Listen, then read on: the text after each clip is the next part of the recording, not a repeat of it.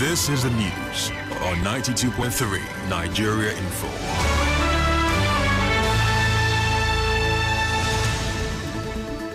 On the news this morning, Inec suspends collation of results for Anambra governorship election. Bile Council of Chiefs accused military of detaining passenger boat. Lagos government begins controlled demolition on site of Ikoyi building collapse. IYC warns federal government against scrapping NDDC. On the foreign scene, protesters tear-gassed at rally in Khartoum. I am Ifiemi Andrew.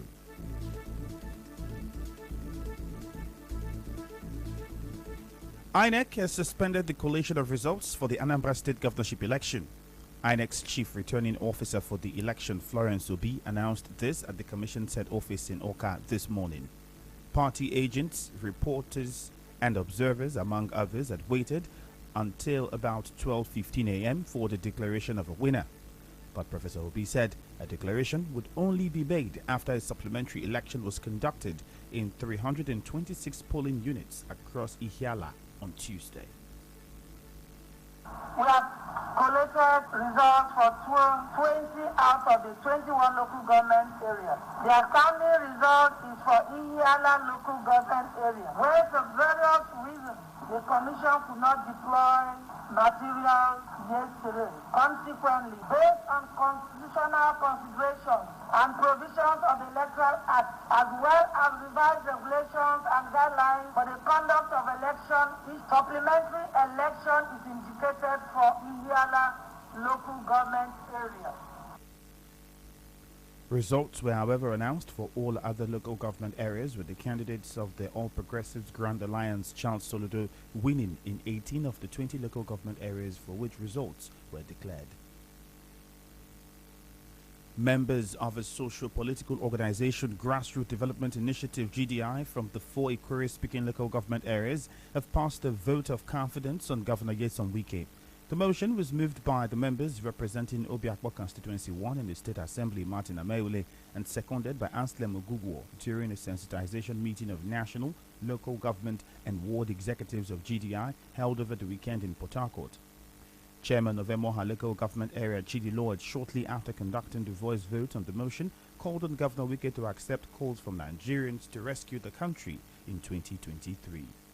I hereby put the question that those in favor of the motion as moved by the Honorable Martin Amaewule, leader of the River State House of Assembly, and seconded by the member representing Ikwere constituency, Honorable Anselm Ogugwo. The members who support this motion say aye. Those against say nay. The ayes have it. So it is hereby resolved by the Grassroots Development Initiative that our governor, our grand patron, do put himself forward to contest the presidency of Nigeria come 2023. Also speaking, the President General of GDI, Bright Amaewule, said GDI will support PDP to take over in Rivers State and the presidency in 2023. Here in River State, Nigeria and at large, please, our assignment, our agreement, our vision is that come 2023, GDI must return River State as a PDP state. Come 2023, PDP must take over the Federal Republic of Nigeria as President of the Federal Republic of Nigeria. And let me just finally say that please, it is important that you don't go and join any other political party because there is no other political party. Remain steadfast in GDI, remain steadfast in PDP. Correspondent Emeka Otuka reports that the chairman of Ikore local government area, Samuel Manosike, his counterpart in Obiakpo, George Areolu, urged Nigerians to consider competence in the selection of the next president of the country. We are proud to say that we as Ikore personality people, under the umbrella of Grassroots Development Initiative, we are here to announce to the world that we have a candidate that we are proud to sell to anybody. And his name is Chief Barrister Nyesom Wike, Power Sports of Africa.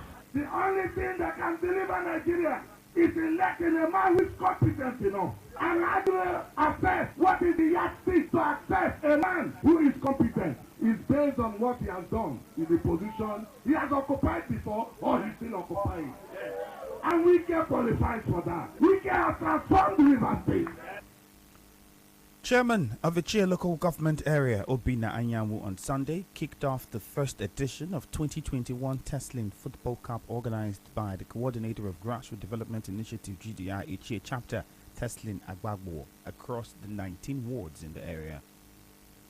Spokesperson of the council, Robinson Oluwar, in a statement said Dr. Anyanwu during the event held at Community Secondary School Igbo Ichie assured that his administration will continue to support all programs and policies of the GDI group in Ichie. Dr. Anyanwu commended the Ichie GDI coordinator for prioritizing sports development and said talents would be discovered during the tournament and serve as a catalyst for the development of the local league and forming the pivot for recruitment into the national team. He urged stakeholders to emulate Teslin Agbagbo and create opportunities for Ichie youth to explore and achieve their potentials. The Ichie Council Chairman pledged to give the top 3 winners of the football tournament 200,000 naira, 100,000 naira, and 50,000 naira, respectively. The Bile Council of Chiefs in Degama local government area has accused the military of detaining a passenger boat and are asking the chiefs to hand over some personnel of Bile local vigilante before the passengers would be released. Chairman of Bile Council of Chiefs, Ben Dokubo, in an interview with correspondent Martha Okere, explained that they were being escorted by local vigilantes for fear of being attacked by pirates on their way to Port Harcourt from Bile when their convoy was approached by 2 gunboats. We, as the chiefs and elders of the community, approached the gunboat and we have explained to them that we are Bile people from Bile Kingdom. We are not criminals. That the criminals fighting us, we have not seen them. And these people now want to, at all costs, want to know what we are using to escort them. But of course, we are not carrying any illegitimate thing. Because they were not able to reach or catch the escort boat. They have now arrested an innocent passenger boat from Bile and sent it unless the escort boat returns to them. They will not release them. Where in this our Nigerian law that the offense of another person will be used against another person. Mr. Dokubo also alleged that the military personnel on Bile Waterway are conniving with the pirates. You are aware how sea pirates have been disturbing the lives of the Bile people. So we only use local mechanisms to protect ourselves, and the military people are now fighting the escort boat, which means that the military people are having job with the sea pirates. Yes, I can pick myself to say that. If you have not caught one single sea pirate and you keep catching innocent people, then there is something behind the cover. Chairman of Bile Council of Chiefs, however, said the local vigilante in Bile have been profiled by security agencies in the area. Our security boys are wearing very simple uniform, and these boys have been profiled by the Degama local government security personnel, the SSS and the police. They've been profiled. These same boys were the same boys who came across kidnappers and released the 11 expatriates that were kidnapped from Gabon and handed them over to the government. The governor of Rivers State is aware of it. So why would military gunboats on the waterway begin to pursue them? There is no official statement from the military authorities in the state. However, when contacted, the Navy said it is investigating to find out if their personnel were involved.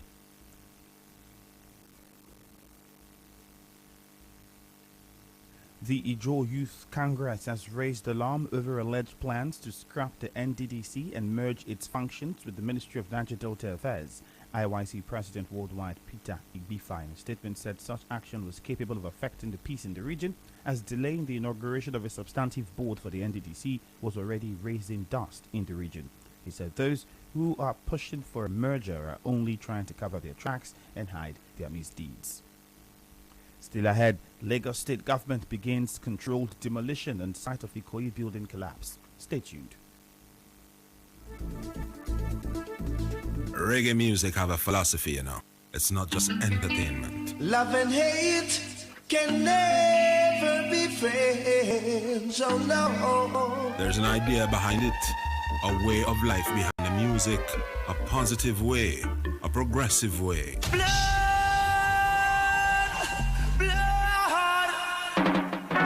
No two ways about it, you know. Reggae music make you feel good. Reggae music make you feel irate. Come sing for them, baby. That song they hot daddy. All night, you juggling hot. Are you ready? Are you ready? Coming soon to Nigeria Info. Are you ready? Are you ready? Irate Jam Down. Are you ready? Are you ready?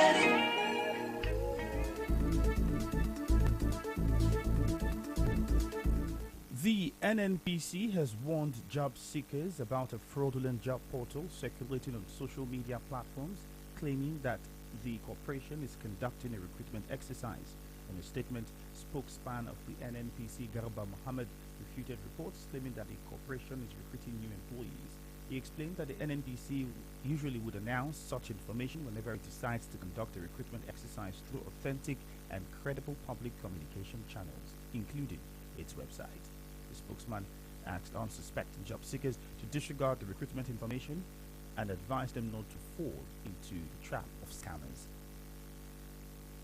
The Lagos State Emergency Management Agency, LASEMA, has begun a controlled demolition at the site of the collapsed building in Ikoyi. Workers of the agency ripped the estate entrance structure apart with an excavator on Sunday afternoon as part of their emergency operation at the scene of the incident, which has claimed more than 40 lives. The two other towers, beside the one that caved in, have been left untouched. Governor Babajide Sanwo-Olu has, however, said the two other structures will be subjected to aging analysis. Socio-Economic Rights and Accountability Project (SERAP) has filed a lawsuit asking the Federal High Court in Abuja to stop President Buhari from spending 26 billion naira in the 2022 presidency budget on local and foreign travels, meals and refreshments, sitting allowance, welfare package, and office building. SERAP is also asking the president to publish spending details on the State House Medical Center since May 29, 2015 to date. It said the huge spending by the presidency is not in the public interest, as such spending would be better allocated to improve access of poor Nigerians to basic public goods and services. The Pharmaceutical Society of Nigeria swore in a new executive at the end of its 94th annual national conference over the weekend at the Alfred Dietes Civic Center in Port Harcourt. Speaking at the event, the new national president of the PSN, Cyril Odianos Usifo, promised to carry everyone along and continue to build on the success of the immediate past administration. I also want to thank all presidential candidates that contested the election with me. It was a free and fair elections. There were agitations, but at the end of the day, we demonstrated to Nigerians, to the world, that as pharmacists, we are men of honor. Indeed, we are all victors, and we must join hands as men of honor to move this profession forward. And when we work together, things can only be better for the society. We must all unite to push ahead. And I will, in the next couple of weeks, be calling on you to join our team to move this profession forward. Challenges are there, we definitely will surmount these challenges. My new school, I want us to work together. On his part, the outgoing president, Famazi Sam Onwabunwa, urged the new leadership to be more aggressive in the pursuit of the association's objectives. We need to be a lot more aggressive in our advocacy. I am a nationalist, I'm an L-States person. I believe in the maturity approach. But it's becoming clear that that approach alone may not solve it. So we need a little bit of more aggressive advocacy and some bit of noise making. Because I see that what that's how the enemy gets theirs. They go on strike, they shout, they yell. The government listens to them, because by our own oaths, we can't afford to close our pharmacy because we're wondering how many people will die. It's not so with some other people. They can go strike 10 times a year. Mr. Onwabunwa, while highlighting some of the resolutions reached by conference, also said it is the first time a communique has been released immediately after a conference.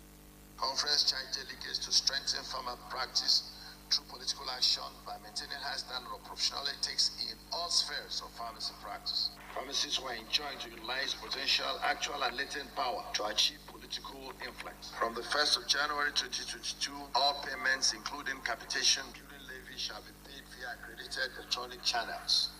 Manual payment will no longer be accepted for non-payments of capitation, as at when due. Conference agreed that defaulters shall be made to pay 100% in default. All states are mandated to stop political and legislative action committees in their states. The pharmacists must play a more active role to be politically relevant in our nation. The theme for this year's conference was COVID-19 lessons, broadening and strengthening the pharmaceutical and health sector. And now, we'll bring you news from around the world. Sudanese security forces have fired tear gas at protesters who were taking part in pro-democracy demonstrations in the capital, Khartoum. Teachers taking part in one protest were detained by security forces. Overnight, demonstrators set up barricades for the first 2 days of planned civil disobedience to protest against last month's coup. They are demanding that the military government step back and allow a peaceful transition to civilian rule. The demonstrations are happening as Arab League mediators arrive in Khartoum for talks to try to defuse the crisis. On the news this morning, you heard that Inec has suspended collation of results for Anambra governorship election. Bile Council of Chiefs are accusing the military of detaining a passenger boat on Bile waterway. IYC has warned the federal government against scrapping the NDDC. The Lagos government has begun a controlled demolition on site of Ikoyi building collapse. On the foreign scene, we told you that Sudanese security forces have fired tear gas at protesters who are taking part in pro-democracy demonstrations in the capital, Khartoum. The news was edited by Martha Okere. For more stories, you can visit our website at www.nigeriainfo.fm. Cloudy weather is expected in Port Harcourt this morning. My name is Ifiemi Andrew. Thank you for listening and do have a lovely morning. Bye-bye for now.